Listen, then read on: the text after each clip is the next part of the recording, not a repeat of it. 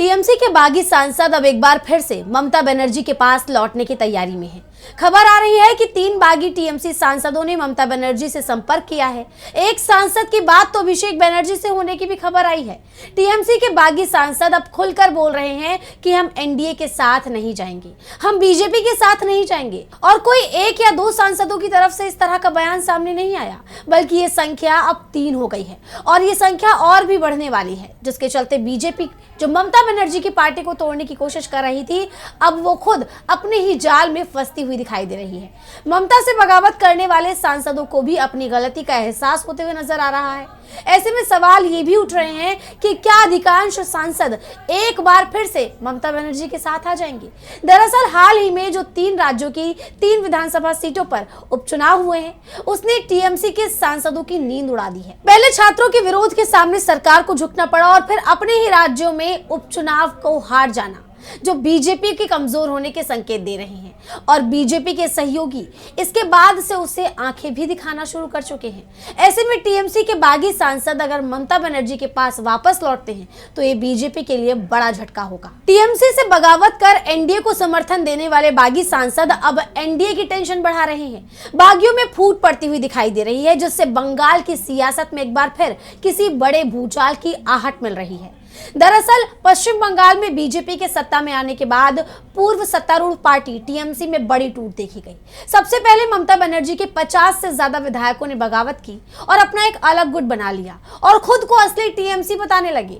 और उसके बाद पार्टी के 20 सांसदों ने ममता बनर्जी से गद्दारी की और एनडीए को समर्थन देने का ऐलान कर दिया।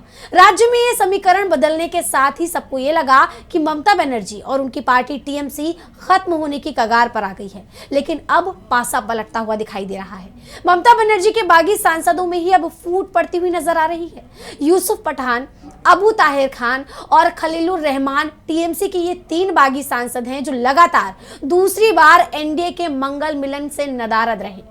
आप जानते हैं कि 4 अगस्त को एनडीए संसदीय दल की बैठक हुई थी, जिसमें एनडीए के सभी नेताओं ने हिस्सा लिया। टीएमसी के बागी सांसद भी एनडीए की इस बैठक का हिस्सा बने, लेकिन पिछली बार की तरह इस बार भी ममता बनर्जी के 3 बागी सांसदों ने बैठक में हिस्सा नहीं लिया। वो बैठक में नहीं गए, जिसके बाद कई तरह की अटकलें तेज हो गई हैं। पहले तो कहा जा रहा था कि टीएमसी के बागी सांसदों ने बैठक में शिरकत इसलिए नहीं की क्योंकि एनडीए के साथ उनका वैचारिक मतभेद है, लेकिन अब कुछ और ही बात कही जा रही है। कहा जा रहा है कि टीएमसी के बागी सांसद पार्टी में वापसी का रास्ता ढूंढ रहे हैं। हैरानी की बात तो यह है कि ये सांसद सिर्फ एनडीए की बैठक में ही शामिल नहीं हुए, जिसकी अध्यक्षता पीएम मोदी कर रहे थे, लेकिन वो बंगाल के मुख्यमंत्री शुवेंदु अधिकारी से मिले। दरअसल 4 अगस्त को ही मुख्यमंत्री शुवेंदु अधिकारी दिल्ली पहुंचे थे, जहां उन्होंने सभी 20 सांसदों को बंगा भवन में लंच पर बुलाया था। सभी 20 सांसद वहां पहुंचे, जिनमें ये 3 मुस्लिम सांसद भी शामिल थे, जिन्होंने एनडीए की बैठक में हिस्सा नहीं लिया था। हालांकि बीजेपी नेताओं की तरफ से यह दावा किया जा रहा है कि टीएमसी के जो सांसद एनडीए की बैठक में शामिल नहीं हुए, वो अब भी एनडीए के साथ ही हैं। संसद भवन में लोकसभा अध्यक्ष ओम बिरला से मुलाकात के बाद पश्चिम बंगाल के मुख्यमंत्री शुवेंदु अधिकारी ने सफाई देते हुए कहा कि इन 3 सांसदों की गैर मौजूदगी को किसी तरह के मतभेद से जोड़कर नहीं देखा जाना चाहिए। उनका कहना था कि जहां भी इन सांसदों को बुलाया जाएगा, सभी 20 सांसद एक साथ मौजूद रहेंगे। लेकिन राजनीतिक गलियारों में सवाल उठ रहे हैं कि अगर सब कुछ सामान्य है तो फिर लगातार दूसरी बैठक से वही 3 सांसद क्यों दूर रहे। इस बीच टीएमसी के सीनियर लीडर सौगत राय ने बड़ा दावा कर दिया है। उन्होंने कहा कि बागी सांसदों में से कुछ नेता उनके संपर्क में हैं और पार्टी में वापसी की संभावनाएं तलाश रहे हैं। और ये दावा करने वाले सौगत राय कोई अकेले नहीं है, पार्टी के दूसरे सीनियर लीडर्स भी यही बात कह रहे हैं। टीएमसी नेता कीर्ति आजाद ने कहा कि ज्यादातर विधायक सांसद अपनी मर्जी से गठबंधन में शामिल नहीं हुए, उन्हें डराया धमकाया गया है। कीर्ति आजाद ने यह दावा भी किया कि तृणमूल कांग्रेस एक बार फिर से वापसी कर सकती है। सुन लेते हैं क्या कुछ कह रहे हैं टीएमसी नेता कीर्ति आजाद। और जहां तक लोग नहीं गए, लगभग 7-8 लोग अभी तक ऐसे हैं जो कि जिनके अंदर मनमुटाव है, अभी भी वो इस अलायंस में नहीं जाना चाहते, लेकिन जबरदस्ती गए हैं। उन पर दबाव है, उनके घरों पे दबाव है, प्लेन क्लोथ्स में पुलिस वाले जा रहे हैं, उनको मार रहे हैं, पीट रहे हैं, उनके परिवार वालों को डरा रहे हैं। और बीजेपी के इक्का दुक्का लोग हैं वहां, वर्कर तो है नहीं, इलेक्शन कमीशन के माध्यम से जीते थे, तो इनका प्रयास तो चल ही रहा है डिलिमिटेशन के लिए लोगों को इकट्ठा करना है, उसके बाद सबको फेंक देंगे, जैसे दूध में से मक्खी को निकाल दिया जाता है।